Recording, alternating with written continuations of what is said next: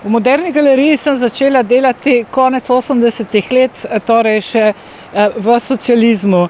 Prav zanimivo je primerjati tisto obdobje z vsem tem, kar se je kasneje vse do danes zgodilo.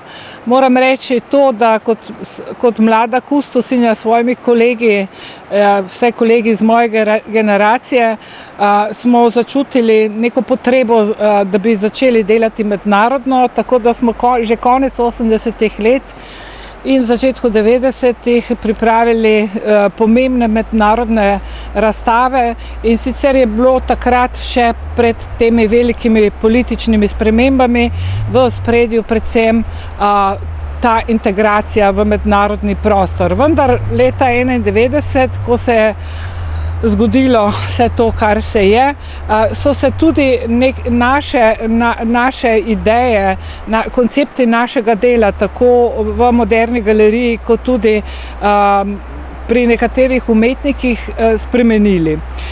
V Moderni galeriji je v začetku 90. po vojni v Sloveniji, po osamosvojitvi Slovenije postalo osnovno vprašanje, kako naj inštitucija in kako naj umetnost reagira do vsega tistega, kar se je dogajalo ne samo nam, ampak tudi vsem okrog nas. Se pravi, predvsem je bila v ospredju tukaj vojna na teritoriju nekdanje Jugoslavije. Kar nekaj projektov je bilo v zadnjem času narejenih, recimo trenutno je v Muzeju sodobne umetnosti razstava Politični performans iz 90. let, ki jo je pripravila kolegica Bojana Piškur, in ona in tudi že prej so se nekateri, izpostavila bi še Niko Avtor, ob zadnjem utriju spraševali, kako je umetnost v 90. reagirala na vojno v nekdanji Jugoslaviji. Nekakšna ocena in strinjanje je, da je umetnost v Sloveniji takrat v resnici premalo reagirala, da se je premalo zavedala tega, kar se je dogajalo v naši neposredni bližini. Seveda se danes sprašujemo, zakaj. Mislim, da je se treba preseliti v tisti čas po osamosvojitvi, potem kako smo se hitro znebili vojne, imeli smo samo 10 dni vojne. Skratka, v tistem času smo imeli eno strašno željo čim prej se znebiti teh problemov, čim prej se povezati s svetom, in jaz mislim, da smo tudi zato mogoče morebiti pozabili na te hude probleme, ki so bili v naši bližini. Ne vsi, nekateri umetniki so se vendarle s tem ukvarjali. Tudi šli smo kustosi Moderne galerije z nekaterimi umetniki še v času vojne v Sarajevo, recimo skupino Irvin, tudi drugi umetniki so reagirali na vojno. Marko Pelhan se je angažiral recimo okrog vprašanja, kako tehnologija in znanost, ki sta običajno instrumenta vojske ali kapitala, kako lahko umetnost služi kot platforma, da se to dvoje začne služiti civilnim namenom, recimo.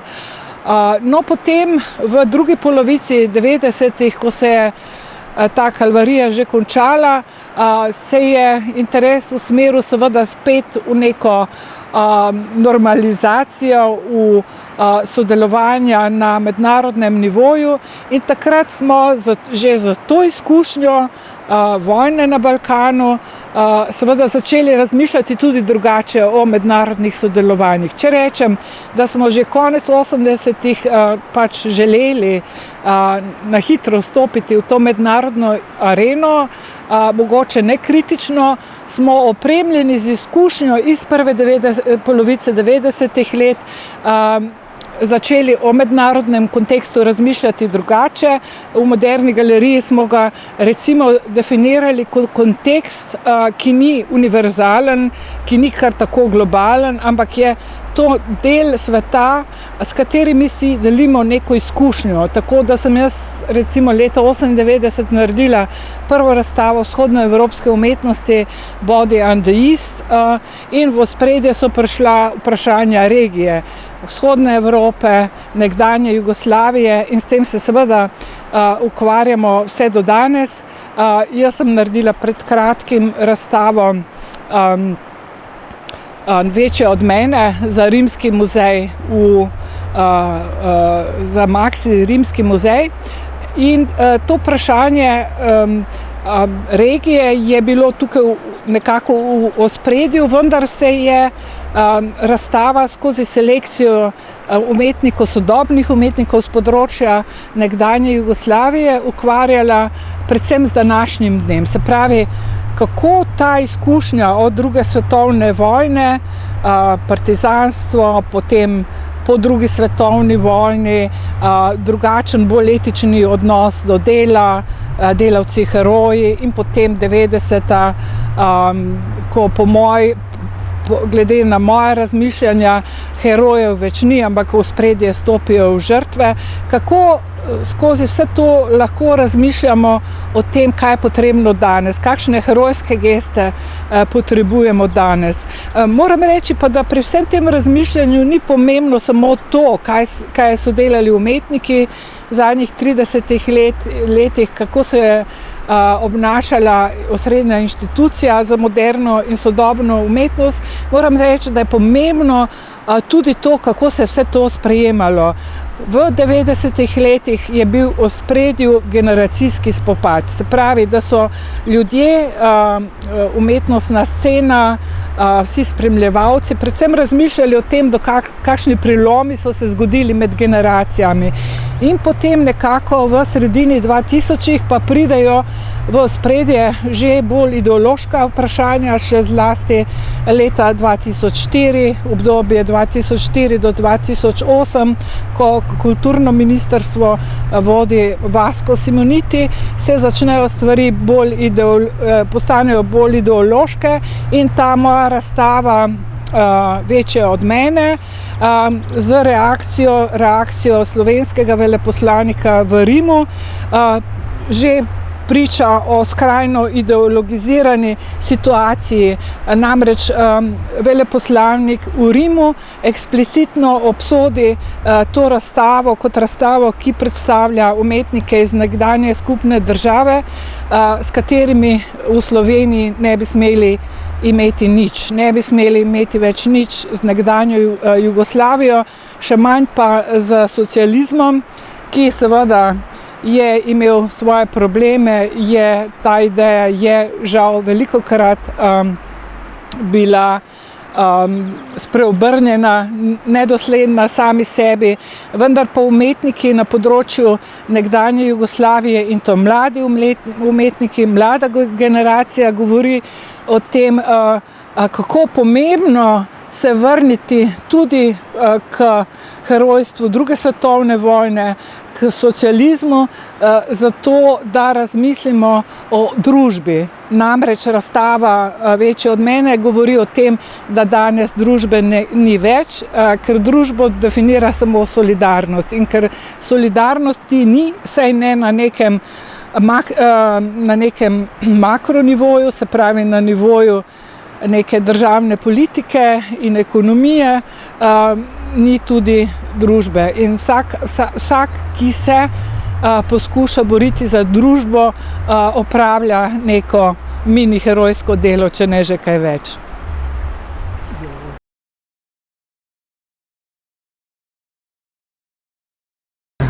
Pogovor z Markom Jenkom, kustosom in vodjo projekta razstave Na robu, vizualna umetnost Kraljevini Jugoslaviji 1929-1941.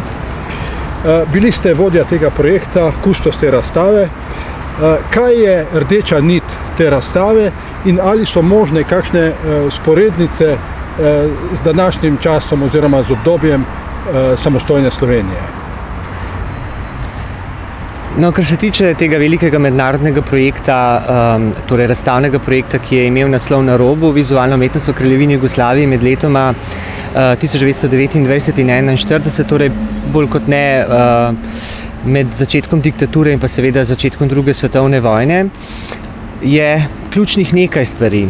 In sicer prvič, da je šlo za veliko pregledno razstavo, torej vizualne umetnosti 30 let, ki je pa vključevala poleg teh recimo tradicionalnejših medijev, kot so slikarstvo, kiparstvo, grafika, risba, fotografija, tudi seveda film, pa mogoče ne umetnostne zvrsti, kot so reportaža, fotografija in tako naprej, s ciljem, kako na neki tipski oziroma pregledni razstavi, torej šlo je za tip pregledne razstave, prikazati problematiko umetnosti in konteksta.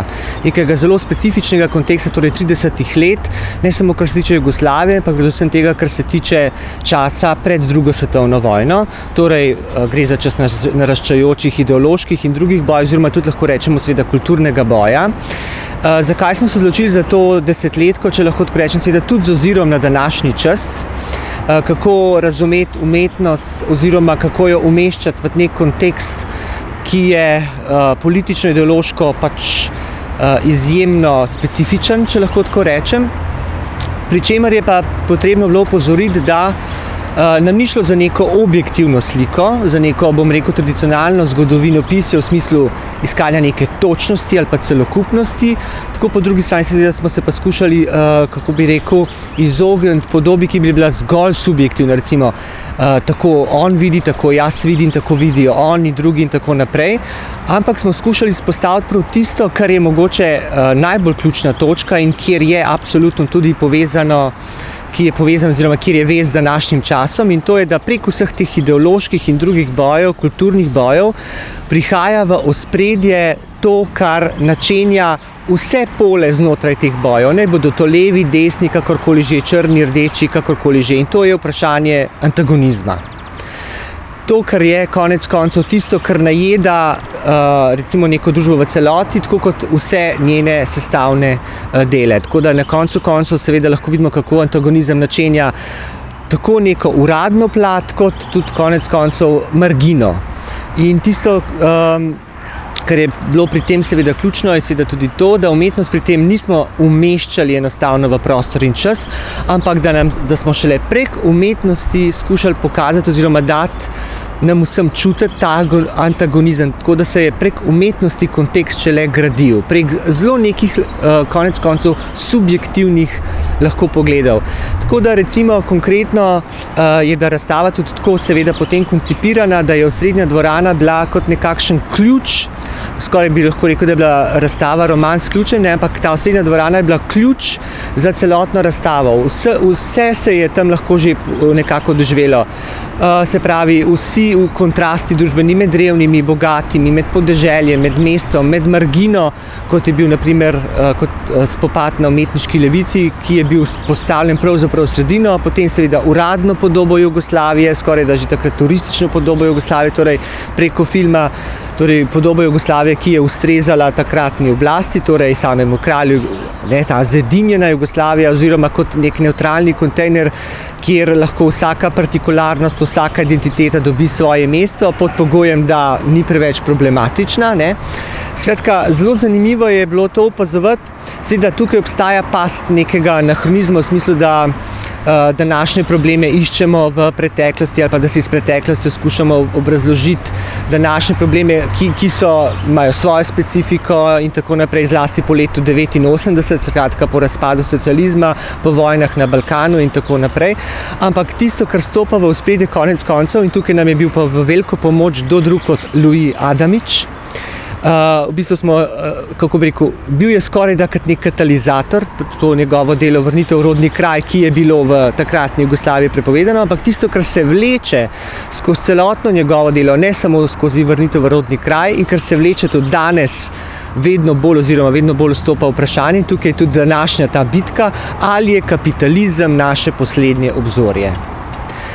Torej, tukaj je ta ključna bom rekel, točka ali pa nek ključen aspekt tako kataloga, tako razstave in tega stika, ki bi lahko bil med 30 leti in pa danes. Ali je recimo temu nek režim naše poslednje obzorje, ne samo v tistem času, ampak v današnjem času, a lahko mislimo družbo onkraj tega, kar je mogoče, se pravi znotraj kapitalizma. Ne? In mislim, da je konec koncev tudi to problematika, če lahko si drznem reči, današnjega kulturnega boja, da torej nekateri vedno bolj poudarjajo, treba razmišljati onkraj kapitalizma, pač tudi konec koncev kapitalizem sam že razmišlja krepko onkraj liberalne demokracije, na katero je bil tako dolgo časa vezan in gre vedno bolj v avtoritarnost, torej natanko v tisto, s čemer smo se srečevali v 30 letih, tako z diktaturo kot z drugimi, bom rekel, ideološkimi problemi.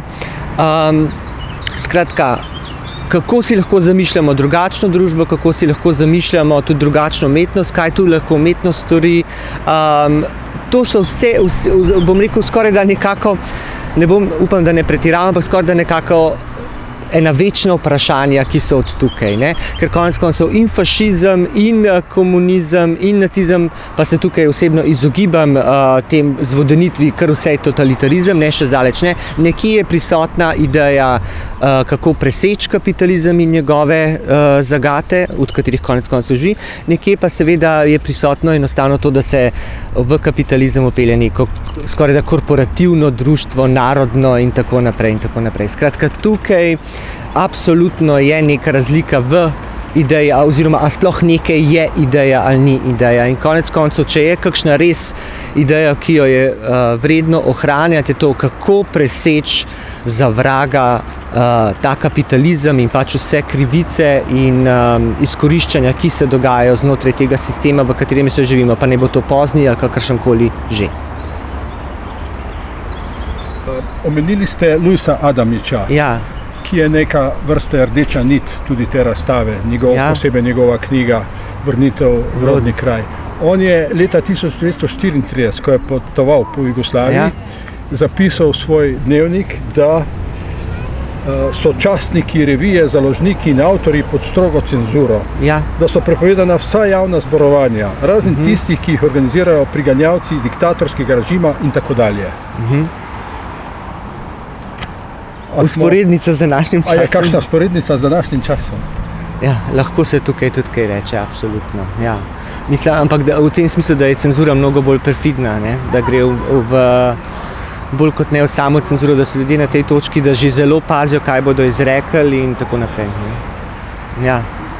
Mogoče je bila stvar bolj očitna takrat, kot je pa danes. Sej vsem očitna, ampak mislim, da gre, sej tudi takrat, ampak vsaj vedlo se je, ne, mislim, zdaj pa je to mnogo bolj tako kuluarsko, če lahko tako rečem. Prefinjeno. Ja, rečemo, isto grobo, ampak bolj se manipulira in težko se prepozna vse manipulacije, s katerimi skušajo. In velika oblika, ko bi rekel, pritisk cenzure se dogaja pod geslom uravnoteženost. Drži. Ja. Štejejo samo mnenja, ne pa znanje. Tako. No, tisto, kar je zanimivo pri Luiju Adamiču oziroma njegovemu delu, ki je bilo v Jugoslaviji, kot sem že omenil, prepovedano, torej Vrnitev v rodni kraj, je predvsem, kako bi rekel, so različni aspekti tega, kar je doživel in videl v Jugoslaviji, tako da v bistvu kolikor gre tudi za dnevniške zapiske, gre za neke vrste pričevanja. Tisto, kar je zanimivo z vidika recimo cenzure oziroma diktature oziroma tega, kar je seveda počel takratni režim pod kraljem Aleksandrom, je predvsem to, recimo, kako Luij Adamič reče, da je Jugoslavija dežela, v kateri vsi šepetajo, kjer si nihče že več kaj na glas ne upa reči in tako naprej, ker je bila očitno cenzura tako močna, kjer so ljudje preganjani, seveda lahko so pristajali tudi v zaporu. Moramo se zavedati logično, da je bila tudi levica oziroma da je bila komunistična stranka prepovedana, ne? Da je bil konec koncev Luij Adamič sam lev, torej levega prepričanja. Ampak tisto, kar je pri vsem tem, kako bi rekel, tisto, kar najbolj pade v oči ali pa, kako ne rečem, kar mogoče včasih tudi vzame sapo, je predvsem to, kako je ta država ali pa ta nekaka, bom rekel, predvojna tvorba, oziroma če to sploh država, ki je kadarkoli normalno delovala, ne. Vedno bolj stvari tudi pomikala, torej iz neke izrazite, jasne cenzure in tudi mogoče tudi neka vzporednica tudi seveda v samo cenzuriranje. Torej, da do te točke, da se seveda ljudje že niso več zavedali, kje točno se samo cenzurirajo, ne. Če mogoče danes seveda pa cenzura poteka pod, kako ne rečem, tem, ali pa že samo cenzura pod geslom, ali pa to krilatico uravnoteženost, ne.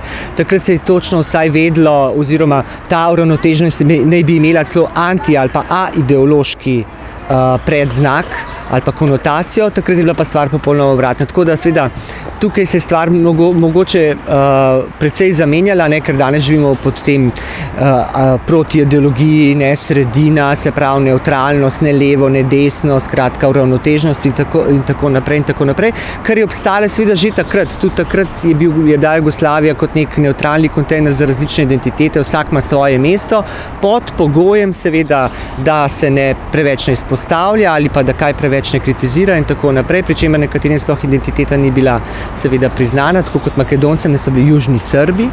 Ampak skratka, to je tisto, kar je zelo zanimivo opazovati od takrat do danes, ne. To postopno nevtraliziranje ali pa nevtralizacijo ali pa nastop nekih novih besed, nekih novih terminov, nekih novih skoraj, da bom rekel, simbolnih dežnikov, ne, kot je danes recimo ta uravnoteženost, pod katero se dogaja vse kaj drugega kot pa uravnoteženost nečesa in kjer gre samo za uravnoteženost nekih mnenj, ki konec koncev nimajo prav kakšnih dosti, bom rekel, posledic, kar se tiče pa spodbujanja mišljenja, ne. Tako da in to je mogoče pa neka ostrina, ki absolutno obstaja še danes, ki je obstajala takrat, ampak takrat mogoče, saj zdaj ne morem se ravno vživljati tisti čas, ampak se jo izjemno občuti. Mogoče bo to tudi posledica, da konec koncev, da vidimo, da vsa ta antiideološkost ali pa celo apolitičnost, ki prihaja iz ust politikov, ne, se to vse konec koncev pove, da vidimo, da je to konec koncev nič drugega kot pa pač utvara, ne, da je najbolj ideološka prav antiideološkost, da je najbolj politična prav apolitičnost.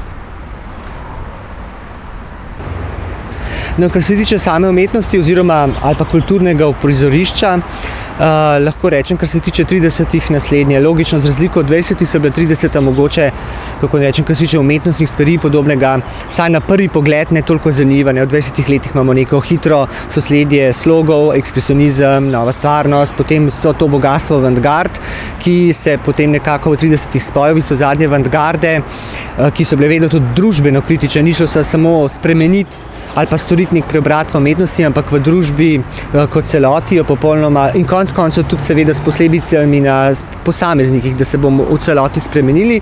V 30-ih je zadnja avantgarda so v bistvu samo še beograjski nadrealisti, ampak kar je zanimivo pri umetnosti ali pa tem odnosu umetnosti do življenja, seveda logično, so primeri cenzure, so primeri konec koncev tudi zatiranja, tako kot je ogromno primerov tudi kritične in tudi lahko pravično hiperkritične umetnosti, ne, če se spomnimo na vse te borbene palete, že, pa ne samo v Srbiji, ampak konec koncev že prek tega realizma ali pa celo nekega tako kot rečemo, vrnitev k redu in to v času 30-ih, ko je vladal že popoln kaos, ne, ali pa razbinjanje iluzij, ne, skratka, če na tem sloni tisti realizem, ampak seveda realizem 30-ih, pa naj bilo to znotraj nekega meščanskega ali pa bolj socialno usmerjenega slikarstva, ki pa se kakorkoli že, ne, razkriva seveda neposredno lahko vso bedo tedanje družbe, ampak stvar pri umetnosti in kulturi oziroma kako se navezuje na vprašanje tako neke državne tvorbe, tako neke ideologije, tako konec koncev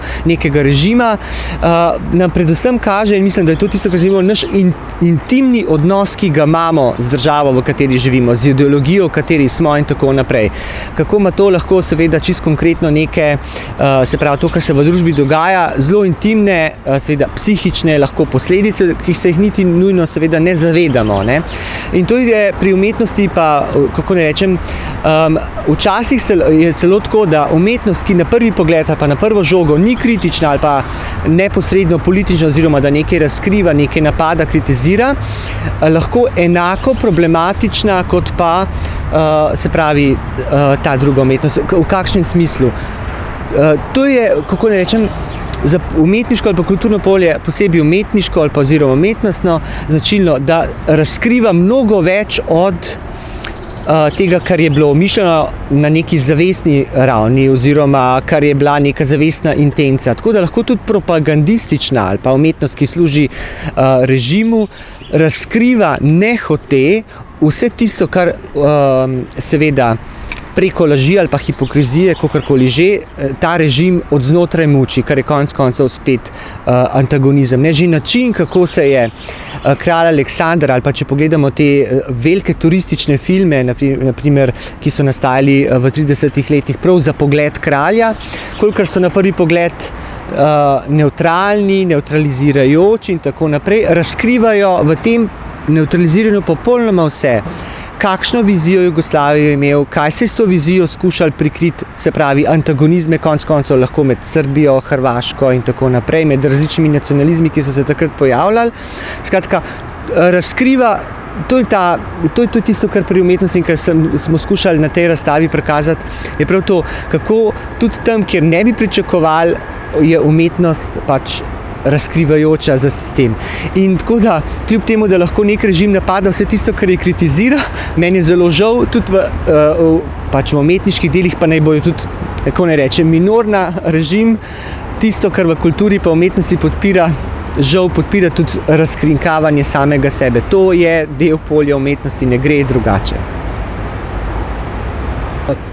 Na tej razstavi je pa vidno tudi to, da je italijanski fašizem skušal se uveljaviti v Jugoslaviji z razstavami vrhunskih del italijanskih umetnikov. Ja. Torej, politika je skušala uveljaviti svoje ideje, v tem konkretnem fašistične, skozi razstave velikih italijanskih umetnikov. Kako bi lahko to pokomentirali? Ja, kar se tiče tega nadvse zanimivega političnega oziroma diplomatskega ali pa kulturnega sodelovanja, ali pa če si drznem, oziroma zakaj drznem, kolaboriranja pač s fašistično oblastjo, ne, v drugi polovici 30 let, kar je imelo seveda tudi, kako ne rečem, simbolen učink ali pa posledico konec koncev, da se je Jugoslavija predstavila na Beneškem bienalu, da je nastala na podlagi tega tudi lahko prva neka uradna zgodba umetnostna zgodovinska o jugoslovanski umetnosti, ki je na trenutke zvenela dosti pravlično, ampak kljub vsemu. Ampak ne, tukaj treba pa seveda tudi ločevati, če zdaj zelo preproščeno govorim, med umetnostjo pa kulturo. Ne. Kultura velikokrat že mora nekako ublažiti ali pa zvodeniti te problematične aspekte umetnosti. Tako da absolutno moramo gledati na tenzijo med umetnostjo pa kulturo, ne, ki je zelo velikokrat tudi spremenjena v neko diplomatsko, na nek diplomatski parket ali pa področje in tako naprej, kjer se preko kulture odvija marsikaj, konec koncev, ne, v tem sodelovanju takratne oblasti s fašistično Italijo, kjer je šlo za to kulturno izmenjavo, ne, se pravi, mi bomo pokazali naše pri vas in pa seveda obratno, kjer gre za ta skoraj da diplomatska darila in tako naprej, da se utrdijo neke vezi, ki so konec koncev seveda imele tudi ekonomske posledice, tudi to je seveda vedno. In da se navežejo neka pač tesnejša sodelovanja, prijateljstva, pri katerih je kultura bolj kot neka odskočna deska ali pa paravan za marsikaj drugega, kar se odvija potem seveda v ozadju. Ampak seveda, kot sem že poudaril, kljub vsemu je to imelo bolj kot ne že, pač glede na to, kar vemo, kaj se je dogajalo pod fašizmom v Italiji, to sramotno kolaboriranje pa sodelovanje celo neko simbolno posledico, da se je moralo iznajti to zgodbo o Jugoslaviji kot nekem skupnem kulturnem ali pa recimo temu umetnostnem področju, da obstaja nekaj takega, da se lahko govori o nečem takem kot jugoslovanski umetnosti, ne? Kjer je pa spet vsak dobil svoje mesto, ampak kot vedno se je tudi tukaj potem, kar se tiče beneških bienalov, pokazal in problem sključa koliko Srbov, koliko Slovencev, koliko Hrvatov in tako naprej, ne? Ampak ja, to je absolutno. tukaj se prek kulturnih kanalov odvija marsikaj, ne? Prek te, recimo, nevtralne diplomacije, kulturne izmenjave in izmenjave znanj in tako naprej. Tako da, ampak seveda, eno so ti čisto uradni, kako ne rečem, ali pa ti režimski krogi, tega sodelovanja pač potem, da bi se preneslo na celotno družbo, pač ni bilo, ne. Mislim, da bi prišlo do ne vem kakšnih vplivov. Je pa treba seveda tudi opomniti, da pa tudi kar se umetnosti tiče, da je bilo dosti zgledovanja tudi po nacističnih in pač fašističnih umetnikih in tako naprej, ampak to so pa potem neki čisto drugi problemi. Kaj pa danes? Je kaj takega navzočega v slovenski? Režimska umetnost, ali kako bi rekel. Tako, ja. Kar se tiče režimske umetnosti,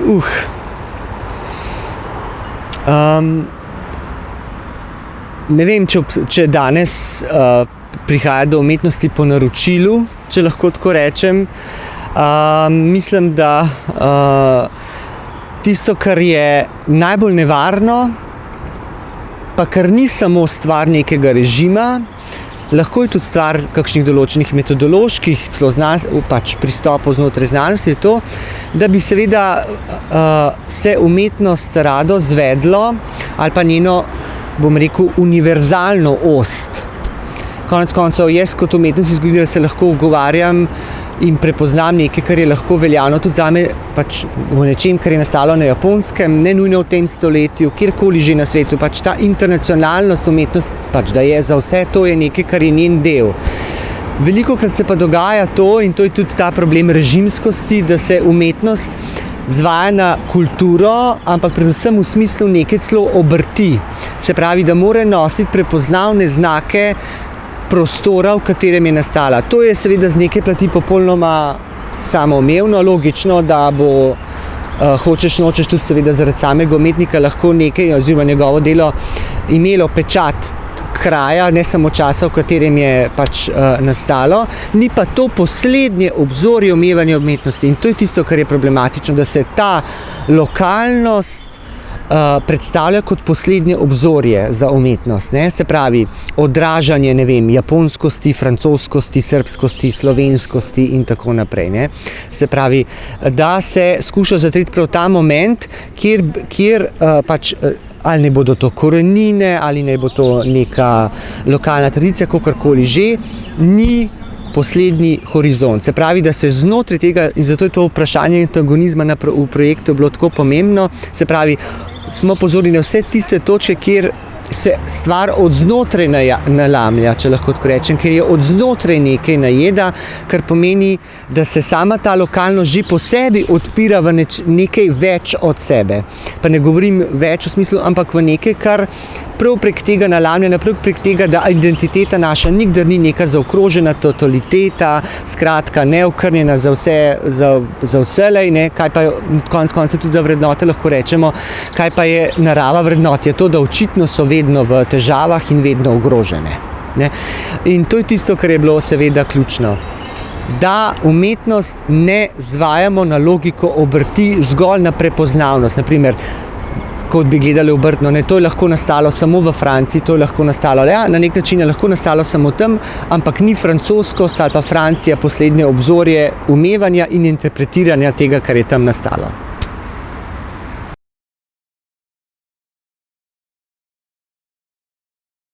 Danes se pogovarjamo s Petrom Tancigom, nekdanjim prvim ministrom v slovenski vladi za znanost. Peter, kakšno dediščino na področju znanosti si sprejel iz bivše Socialistične federativne republike Jugoslavije? No, vedno, ko govorimo o znanosti, je smiselno pogledati širši družbeno, pa če hočete, družbeno-politični gospodarski kontekst, v katerem se tista znanost dogaja, ker znanost ni sama sebi namen, ampak naj le služi v končni posledici za dviganje dobrobiti svojega okolja. No in kar se te dediščine tiče, je pač Slovenija pred osamosvojitvijo bila srednja ali celo na nekaterih področjih zelo razvita industrijska mikrovelesila sila, jaz rečem. Dejansko to je podatek, ki ga mogoče večkrat pozabljamo, da je Slovenija z 10% prebivalstva tedanje Jugoslavije zagotavljala 30% konvertibilnih deviz. To se pravi, da je morala biti popolnoma konkurenčna na zahtevnih zahodnih trgih. No in posledično, oziroma vzročno posledično, je bil tudi zelo razvit, stabilen, če hočemo reči, znanstveno-raziskovalni razvojni ekosistem, ko so vsi akterji odigrali svojo, bi rekel, optimalno vlogo. Začenši z velikimi podjetji, ki so bili industrijska hrbtenica, recimo Litostroj, Metalna, katerih produkti so, bi rekel, uspešno delovali in se prodajali po celem svetu, Gorenje, tudi taki tehnološka podjetja, kot je bila recimo Fotona ali pa Loška tovarna hladilnikov. Njihovi partnerji so bili močni razvojni oddelki po tovarnah, ki so uspešno komunicirali z znanstveno-raziskovalno sfero. Kaj se je pa potem zgodilo v tranziciji, se pravi, ko smo se osamosvojili od Slovenije, mislim na področju znanosti? Zanimivo, da je na področju znanosti bila sama tranzicija popoln uspeh, čeprav se žal ni nadaljevalo na teh temeljih. Šlo je za, bi rekel, pravi fenomen, edinstven v srednji in vzhodni Evropi, kjer so resorji znanosti zaradi napačnih prejšnjih politik, recimo temu sovjetskega tipa, padli na polovico, tretjino, v nekaterih državah celo na četrtino prejšnjih sredstev, se pravi popoln razkroj posameznih sektorjev. Mi smo pa uspeli, zanimivo, ta sredstva celo nekoliko povečati, ker je bila vlada takrat dovolj, bi rekel, pravična, fair, da sredstva, ki smo jih potegnili iz tako imenovanega matičnega sklada iz Beograda, smo lahko dali v povečanje budžeta za znanost. No in tako je bil v procentu bruto produkta ali pa, če hočete, v procentu proračuna, je Slovenija takrat leta 1992 imela najvišji nivo teh sredstev, ki je potem dejansko stalno padal. Druga pomembna zadeva je, da smo pri tej transformaciji imeli polno sodelovanje in soglasje s sfero za soupravljanje. Kajti to je tipična sfera, ki jo ne moreš upravljati avtokratično z vrha navzdol, ampak smo šli pa preko nekega, bi rekel, znanstvenega procesa, preko izhodišč, preko strategije do zakona o raziskovalni dejavnosti, ki je zanimivo bil najbolj trdoživ. In je paradoksalno še vedno govoril o izvršnem svetu in o publiškem sekretarju, kot tega ni bilo v nobenem drugem zakonu več. Po drugi strani smo pa v tem času uspeli zelo razvojno usmeriti resor, povečati kar čez noč sredstva za tehnološki razvoj na skoraj 40% tedanjega budžeta in ohranili tudi tehnološka jedra v propulzivnih industrijah, ki so takrat se soočila z veliko izguba trga. Kar je pa zelo zanimivo kot model pristopa, je pa, da se je Slovenija nenadoma znašla v družbi visoko razvitih industrijskih držav brez ustreznih ustanov, ki so pa danes condicio sine qua non za sodobno industrijsko družbo, ki mora komunicirati s svetom v, recimo temu, enotnem jeziku. In tako smo ex nihilo ustanovili državna urada za standardizacijo in meroslovje in za intelektualno oziroma intelektualno zaščito. No, poleg tega smo se pa še lotili tudi, bi rekel, intenzivne informatizacije državne uprave.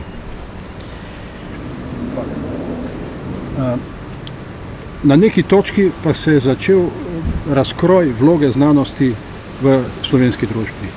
Kako se je to zgodilo in zakaj? Odgovor je preprost, čeprav žalosten. To je tako imenovana divja privatizacija ali piratska ali kradljiva ali kakorkoli rečemo. Skratka, paradna podjetja, ki so bila, bi rekel, močan faktor v poštenem izvozu Slovenije, kot sta bila Metalna in Litostroj, so čez noč propadla. Bila pokradena, privatizirana, razdrobljena. Se pravi, da je ta razkroj te industrijske hrbtenice dejansko posledično porušil tudi tisti znanstveno-raziskovalni razvojni ekološki sistem, ki je toliko časa omogočal Sloveniji njeno pač vlogo v razvoju. Kar pa to je posledično pomenilo, da so razvojni delki v teh industrijah bili ukinjeni, število razvijalcev se je drastično zmanjšalo, kar pa pomeni, da ni bilo v industriji in v drugih, bi rekel, sektorjev več ljudi, ki so obvladali jezik znanosti in tehnologije. Se pravi, niso mogli več komunicirati z znanstveno-raziskovalno sfero, ki je pač ostala več ali manj nedotaknjena. No in potem se skaže, da je bilo naše tedanje reševanje tehnoloških jeder, bi rekel, ironično zapravljeno, ker smo naivno pričakovali, da bo prišlo do pametne privatizacije, ki bo to izkoristila za nadaljnji razvoj teh podjetij. Kakšna pa bi morala biti po tvojem vloga znanosti v družbi in še posebej v politiki? Ja, v sodobnem svetu so razvite države, imajo znanost oziroma, če hočemo reči, širše znanje v samem jedru svojih politik. Tako aktivnih kot reaktivnih. Recimo najboljši primer je soočanje z podnebnimi spremembami, ki jih enostavno ne bo mogoče se niti lotiti, če ne bomo uporabili vsega znanja, ki nam ga zagotavlja znanost. Pri nas je pa žal to postalo zelo hitro nezaželeni nebodika treba, ker ga dejansko niso vedeli, politika, če temu rečemo, ali otroci enostavno niso vedeli, kaj z njim, ker ga niso znali uporabiti. Najboljša ilustracija tega je to podajanje in žongliranje resorja znanosti med različnimi ministrstvi in v končni posledici, čeprav nimam nič niti proti vrtcom, niti športom, je rahlo groteskno, da je znanost danes v resorju, ki obvladuje tudi vrtce in šport. Po drugi strani je šlo pa to z roko v roki z zmanjševanjem proračunskega deleža in s tem seveda poslabšanjem pogojev za razvoj znanosti. Je pa zanimivo, da se to nerazumevanje znanosti oziroma, če hočete, napol, bi rekel, antagonistični odnos kaže že v samem jedru nastajanja države. Stojimo danes pred, po moje, najbolj pomembno raziskovalno inštitucijo v Sloveniji, pred inštitutom Jožef Stefan, ki ga je vrh Demosa hotel dejansko ukiniti zaradi nekih ideoloških predpostavk oziroma napačnih mnenj in so ga hoteli bodisi ukiniti, bodisi pretvoriti v nek, bi rekel, tehnični servis za gospodarstvo. Je pa to dejansko širši problem upravljanja Slovenije kot celote. Najboljši dokaz uspešnosti neke države lahko enostavno preskusimo z znanim angleškim pregovorom, ki gre nekako takole, da dokaz pudinga je v tem, da ga pojemo oziroma ko ga pojemo. No in žal je ta puding v Sloveniji zelo voden oziroma slabega okusa, če se zavedamo, da je slovenska povprečna plača že več kot 30 let 2 do 3-krat nižja od povprečne avstrijske. Se pravi, da da je Slovenija, bi rekel, zelo slabo vodena, približno tako, kot da bi vodili neko zapleteno državo vsaj 20 milijonov ljudi. Dejansko po drugi strani se pa moramo zavedati, zavedamo, da je Slovencev samo 2 milijona, se pravi, da nas je vse skupaj za eno pošteno predmestje enega velemesta, ki ga, bi rekel, neka povprečno dobra županska ekipa lahko optimalno vodi z upoštevanjem vseh sodobnih kompleksnosti.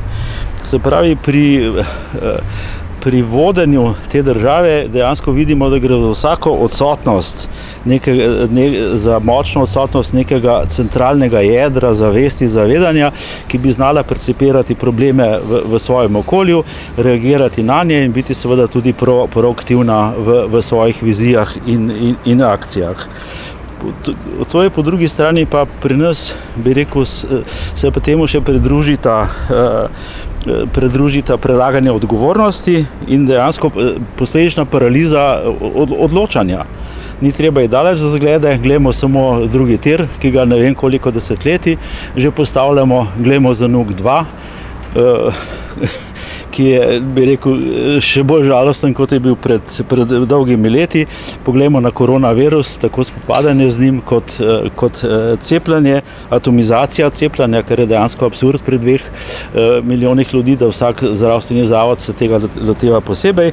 No in čisto na koncu, če pogledamo to notorično blato iz čistilnih naprav, država je vedela že leta 2019, da bo Madžarska zaprla svoje meje za sežig tujega blata in rezultat danes pa beremo v dnevnih časopisih. Če se za zaključek vrnemo na samo znanost, dejansko kljub oziroma ob zmanjšanju financiranja tudi njena sama organizacija ni brez problemov. Glavni problem je, ki ga vidim jaz, je izredna razdrobljenost oziroma vrtičkarstvo posameznih inštitucij, posameznih disciplin, ko vsak zase hoče pač tekmovati za ta omejena razvojna sredstva. Namesto nekih optimalnih povezav, sinergij, ki bi uporabljali vse potenciale na nekem področju, kot to dela širni svet, vsakdo zase skuša pač optimizirati svoj mikrosvet, ker je pa jasno, da se tega ne da. Recimo, če gledamo svet povezuje discipline, inter, cross disciplinarne projekte, pospešuje sodelovanje mehkih, trdih disciplin, recimo Google, Facebook kot dva tehnološka velikana množično zaposlujeta mehke vede v narekovajih, se pravi psihologe, antropologe, sociologe, za reševanje tako problemov družbe, kot tudi za, bi rekel, lažje delovanje razvojnih skupin. To je en velik problem Slovenije. Drug velik problem je, da dejansko nismo ustanovili neke sposobne tehnološko-inovacijske razvojne agencije. S tem, ko so propadli razvojni oddelki, ko se je drastično zmanjšalo število razvojnikov v podjetjih, smo po eni strani soočeni z velikim številom malih in srednjih podjetij, ki pa enostavno nimajo tega kadra, ki bi obvladalo jezik, če hočete, znanosti in tehnologije, da bi lahko uspešno komunicirali z znanstveno-raziskovalno sfero, kjer ta znanja vsekakor so. Se pravi, taka agencija bi morala služiti kot nek most, ali če hočete, prevajalec med tema obema sferama. No, premajhno financiranje in padanje deleža sredstev smo pa že omenili.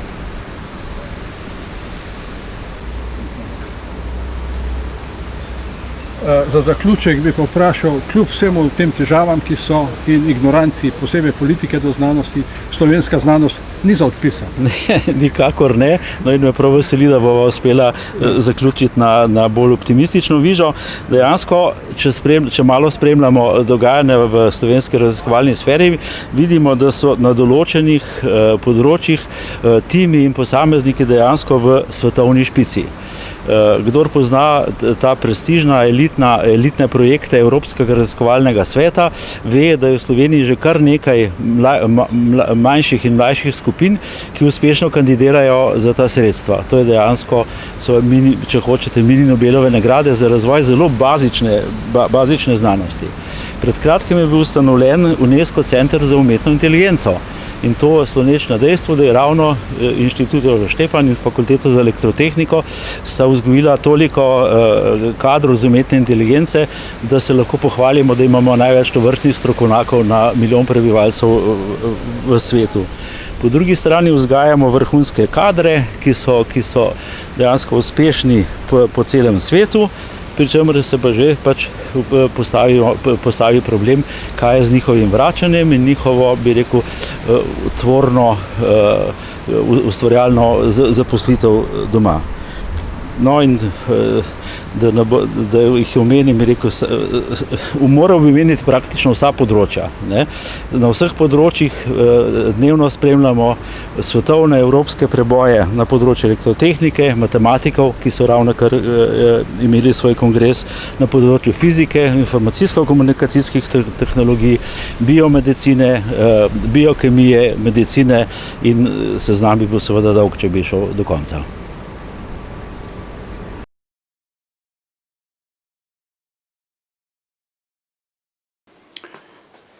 Pogovor s Tadetom Pejovnikom, ki je bil v času razpada Jugoslavije oziroma prehoda iz Socialistične federativne republike Jugoslavije v samostojno Slovenijo direktor Kemijskega inštituta Borisa Kidriča v Ljubljani. Kako ste doživljali to obdobje prehoda iz Socialistične federativne republike Jugoslavije v samostojno Slovenijo kot direktor inštituta? No, treba je povedati, da smo živeli v bistvu v času, v katerem smo se v resnici pripravljali na vojno. In nihče ni natančno poznal, vedel, kaj se bo dogajalo. Imeli smo pa seveda civilno zaščito, nič nas ne sme presenetiti. In inštitut je imel program, kako bo deloval v izjemnih razmerah. Iskreno povedano smo morali najprej očistiti zaklonišče, ki smo ga uporabljali praktično za skladišče, in zaklonišče smo morali očistiti tudi zato, ker je inštitut na lokaciji, kjer kleti praktično nobena hiša ni imela, na Barju, in zato tudi sosedje na Langusovi, na Heidrichovi ulici in tako naprej niso imeli zaklonišč. In ko smo očistili zaklonišče, smo seznanili tudi sosede, da ga bodo lahko uporabljali, in v resnici smo dve noči preživeli praktično vsi zaposleni, ki so morali biti na inštitutu zato, da so stvari normalno delovale, in vse družine v bližnji okolici v zaklonišču. Seveda k sreči napada ni bilo, ampak v tem času se je spletlo kar zelo dobro prijateljstvo tudi med inštitutskimi zaposlenimi in družinami v okolju, in lahko rečem, da je bilo to zelo zanimivo obdobje.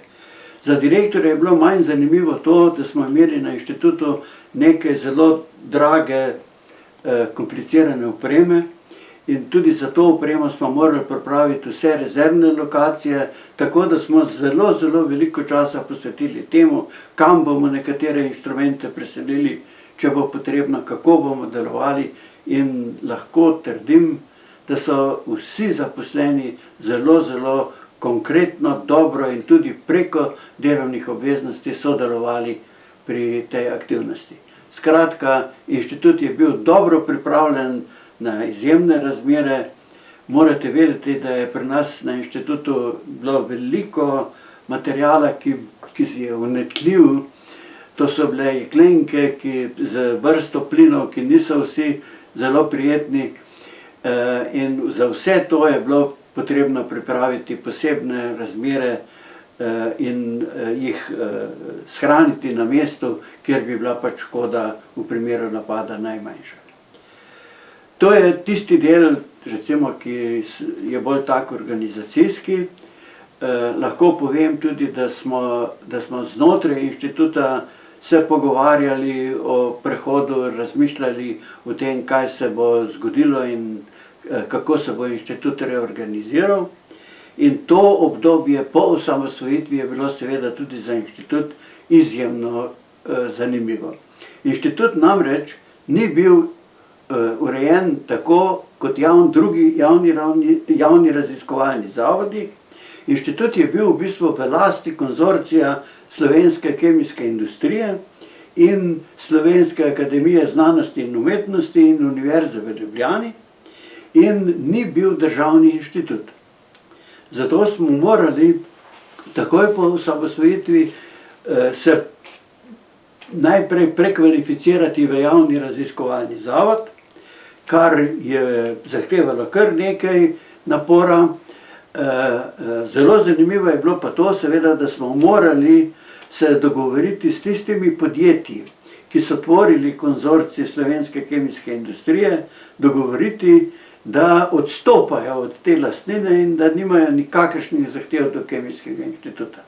In midva s šoferjem sva v enem dnevu obiskala vse direktorje in praktično vseh direktorjev Leka, Krke, Save, Salonita Anhovo, Jub, Kolor in tako naprej, dobila podpise, da se odreka, niti eno podjetje ni postavljalo nikakršnih zahtev do te lastnine. In zato smo v kratkem času spremenili tudi ime iz Kemijskega inštituta Boris Kidrič, smo postali Kemijski inštitut Ljubljana in takrat smo se praktično vsi zaposleni dogovorili, da inštitut nikoli več ne bo imel imena praktično po komorkoli, da bo ostal preprosto samo Kemijski inštitut in to je tisto delo, ki ga inštitut upravlja in ni ime ne povzroča nikakršnih težav, nikoli.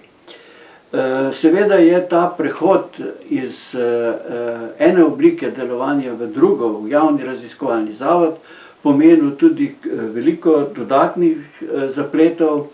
Nismo imeli ustreznih raziskovalnih programov,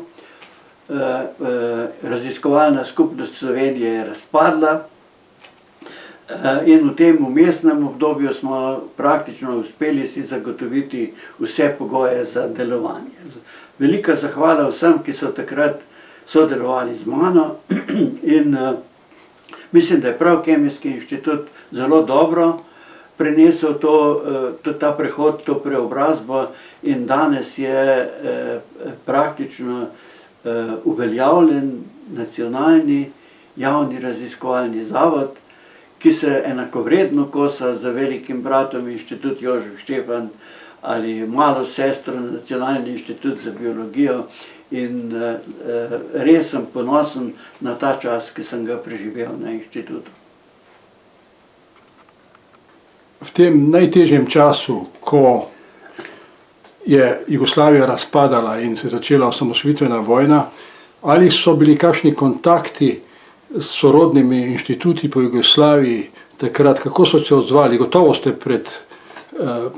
pred vojno sodelovali z določenimi sorodnimi inštitucijami po Jugoslaviji. A so bile kakšne reakcije? Inštitut je ves čas delovanja vzdrževal kontakte z vsemi po svetu. Mogoče je bilo za določen čas prekinjeno sodelovanje s Srbijo, ker smo se odzvali na neumna pisma srbskih akademikov. Mislim, da jih tako dobro poznate, da jih ni treba posebej navajati. In z vsemi ostalimi smo pa vzdrževali zelo dobre stike. Tukaj bi lahko povedal, da je na Inštitutu Jožef Štefan v kleti deloval računalnik, ki je služil kot povezava neposredno z Dunajem. In ta računalnik je v veliki zaslugi takrat vzpostavil Tomaž Kalin, ki je tudi dosegel, da smo se lahko neposredno povezali z Dunajem. Moram pa seveda povedati, to Tomaž veliko bolj natančno ve, da je imel zaplete s policijo, ker je bila ta povezava z Dunajem v bistvu ilegalna. In ko je prišlo praktično do prekinitve telefonskih povezav s svetom, smo mi te povezave z znanstveniki ohranili. Imeli smo možnost komunicirati z vsemi našimi kolegi po svetu in tako, da je v bistvu ta pot z raziskovalci šla po vsem svetu preko tega računalnika in tukaj gre posebno velika zahvala Inštitutu Jožef Štefan in Tomažu. Drugač je bilo pa celo vrsta tudi osebnih povezav. Jaz lahko povem, da so me klicali kolegi od vsepovsod po svetu, mi ponujali, da lahko pridem k njim, ker je pač pri nas vojna, ne, in verjetno so si predstavljali našo vojno tudi veliko bolj zapleteno, kot je v resnici izgledala, ne. In vse te povezave so bile izvrstne.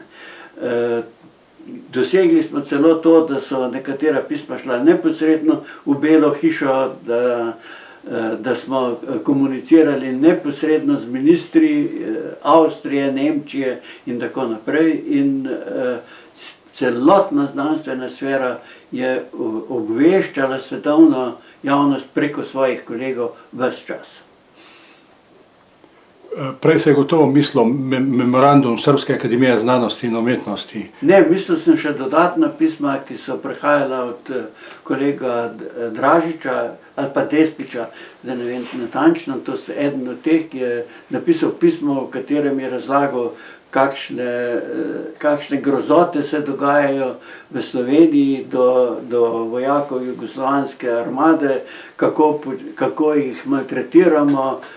Skratka, ni šlo za Čostića, ampak je šlo za druge kolege, ki so prav tako neverjetno trdo in grdo postopali v tistem času, in ko smo se ponovno povezali z Srbsko akademijo, je bil poseben obisk predsednika vlade Janeza Drnovška, ki je peljal cel avion v Beograd na pogovor, in prvi dan je bil bolj posveten političnim pogovorom, drugi dan je bil pa dan srbske in slovenske znanosti v Beogradu.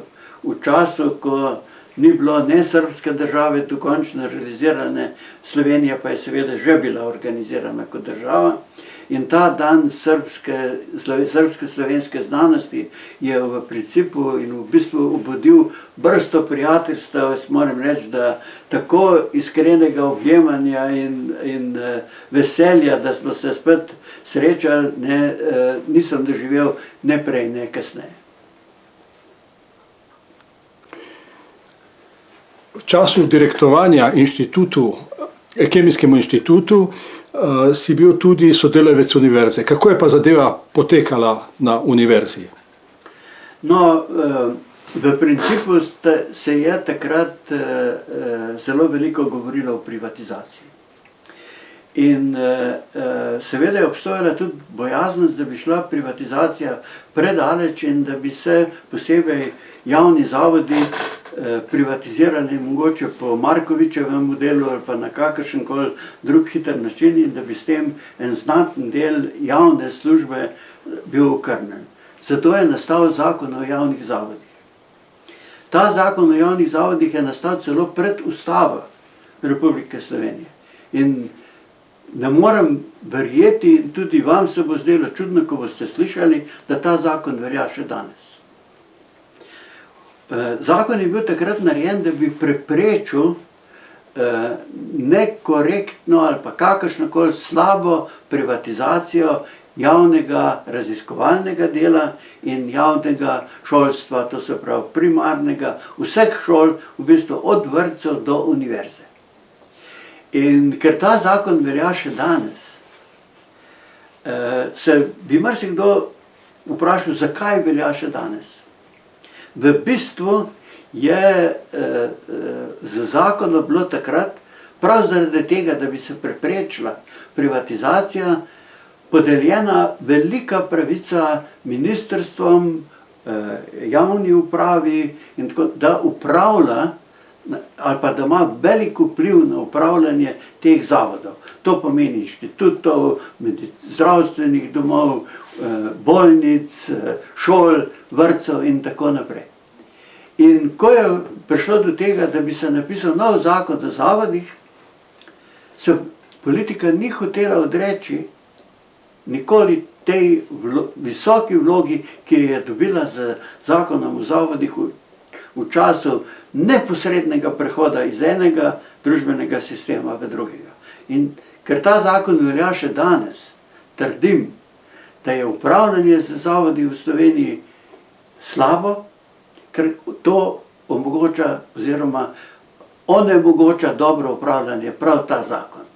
In zato je v tem primeru treba povedati, da je zakon opravil svojo vlogo, ni omogočil divje privatizacije javnega sektorja, v sedanjem trenutku je pa škodljiv in bi nujno moral biti popravljen.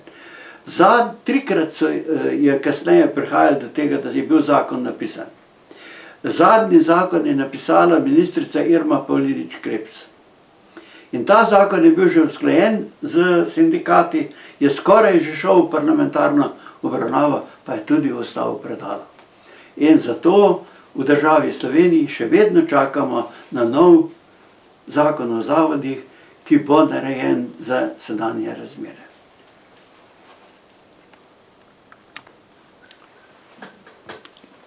Kako je bilo pa glede univerz? Je Slovenija doživela podobno ali enako zgodbo z univerzami kot v Romuniji, Bolgariji in ostalih vzhodnoevropskih državah? Ne. Slovenija se je v samem prehodu in tudi kar skoraj 15 let po prehodu, kar se tiče univerzitetnega prostora, obnašala z izjemami dokaj racionalno. Nismo postavljali novih fakultet, nismo dopustili tujcem, da bi pri nas ustanavljali kvazi univerze, ki so v bistvu skoraj prodajale diplome, kot naprimer v Romuniji in Bolgariji. Čeprav so se tu pa tam pojavljale tendence univerzo v vsako vas, se je Slovenija temu zelo dobro uprla. V Sloveniji je takrat dejansko nastala ena nova javna univerza, to je Univerza na Primorskem, nastali sta pa še dve visokošolski ustanovi, ena univerza v Novi Gorici in nekaj je nastalo visokošolskih zavodov. Mislim, med prvimi ustanovitelji je bil Jambrek, ki je v bistvu poskušal po njegovem dopolniti študij prava in ostalih ved za družbeno upravljanje. Zanimivo je, da je število visokošolskih zavodov nad 50 naraslo v Sloveniji zelo pozno. To pomeni, če smo v tem prvem prehodu preprečili nastanek nepotrebnih visokošolskih zavodov in ohranili visoko kakovost poučevanja na javnih univerzah, je danes ali pa so v nekem obdobju nastala vrsta visokošolskih zavodov, ki so pokrili v bistvu tisto potrebo, da so nekateri na vsak način bodi si morali, bodi si želeli dopolniti izobrazbo na lažji način, kot je to mogoče na javnih univerzah. In ob sami ustanovitvi teh prvih visokošolskih zavodov so se pokazale relativno velike razlike med tistimi, ki so delo dobro upravljali in med tistimi, ki praktično niso imeli nobenega učitelja, redno zaposlenega, ampak so v bistvu nabrali učitelje nekako za začasno delovanje in niso dali dovolj kakovostnega študija. Stanje danes je bolj kaotično, kot je bilo takoj po prehodu v drug družbeni sistem. In ne razumem popolnoma dobro, zakaj, kako danes imamo zelo veliko število zavodov, imamo pa tudi NAKVIS, ki mora upravljati neko verifikacijo in upam, da se bo stanje z dobrim delovanjem NAKVIS-a tudi na tem področju v Sloveniji normaliziralo. No, pritiski so vse večji, da bi bilo vse več privatnih šol, da bi za državni denar se šli privatne šole. No, tega ni nikjer po svetu. Jaz mislim, da je zgodba rešljiva na zelo preprost način. Če bi morali ti privatni zavodi poslovati po istih predpisih, kot morajo javni zavodi, mislim, da bi zelo hitro zginila želja po tem, ker zakon o plačah v javnih zavodih je dejansko razvrednotil v tem trenutku delo profesorjev. Jaz mislim, da so profesori na univerzi premalo plačani in da bo potrebno to zelo hitro urediti, da ne bi kakovost dela na univerzi padla. Žal se to že dogaja, žal je sedanje nizko stanje financiranja premajhno, da bi univerze lahko ohranile stik ali pa recimo enak standard ali pa le primerjalno enako dobre, kot so univerze v razvitem svetu in to je manko, ki ga bo potrebno urediti. Jaz nisem mogel verjeti ko sem videl, kako je izgledala razprava na Brdu, kamor je predsednik vlade pozval zastopnike tistih, ki delujejo na področju visokega šolstva. In vsem, ki niste videli, kako je to izgledalo, vam lahko povem, da so 4 rektorji bili v prostoru z 20 dekani nekih visokošolskih zavodov, ki jih je nemogoče primerjati s velikimi univerzami, in ta sestava je kazala, kakšen je trenutni odnos sedanje vlade do področja, od katerega Slovenija popolnoma odvisna. Če ne bomo ohranili visoke izobrazbene strukture Slovencev, bomo postali Afrika v Evropi. Pogovor z dr. Stanetom Pijavnikom, nekdanjim direktorjem Kemijskega inštituta v Ljubljani, nekdanjim dekanom, rektorjem Ljubljanske univerze in državnim sekretarjem na Ministrstvu za šolstvo. Sekretarjem za visoko šolstvo. Državnim sekretarjem za visoko šolstvo na Ministrstvu za šolstvo. Glede na pričakovanja, ki so bila leta 1990-1991, kako bi letos, leta 2021, označil stanje? No, za področje, na katerem sem ves čas deloval, primarno velja, da ne sme biti hitrih sprememb. Primarno velja, da na tem področju morajo biti vse spremembe izjemno dobro premišljene in da je ves čas osnovna skrb vzdrževanje kakovosti. In močno me skrbi, da smo v zadnjih 10 letih zanemarili to področje. In to lahko dokumentiram z 2 podatkoma. Proračunska vlaganja v znanost in tehnologijo so padla pod 0,5% BDP. Pričemer smo istočasno imeli resolucijo, ki je nastala leta 10 in je planirala leta 20 1% bruto družbenega proizvoda.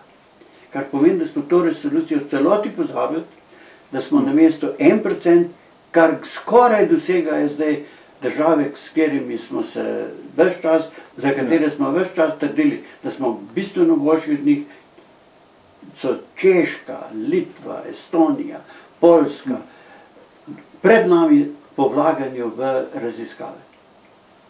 In tega skoraj nihče ne more verjeti.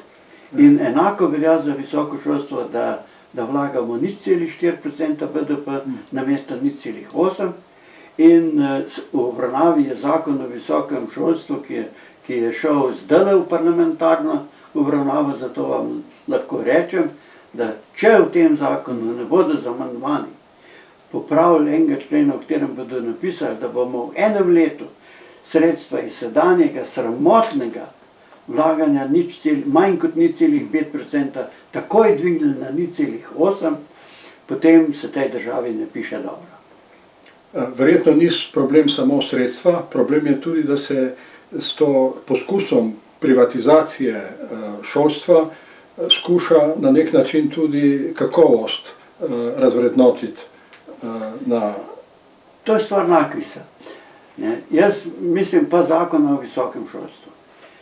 Kaj je univerza na svetu, se zelo dobro ve. In vsem, ki želijo imeti univerzo, polagam na srce samo eno stvar. Univerza ima vse discipline. To pomeni univerzalno, univerzum. Ne more imeti samo družboslovja, ne more imeti samo naravoslovja, in vsem tistim, ki želijo imeti univerzo, povem, da ustanovitev take fakultete, v kateri to snemamo, ki se imenuje Fakulteta za kemijo in kemijsko tehnologijo, zahteva nekaj 100 milijonov evrov sredstev. In to pomeni tisti, ki bi rad naredil univerzo, ki bi imel tudi tehniška in naravoslovna področja, ni dovolj bogat, da bi lahko tako univerzo ustanovil. To pomeni, da ne ustanavlja univerze, ampak ustanavlja neke dele univerz tu in tam. Hvala. Prosim.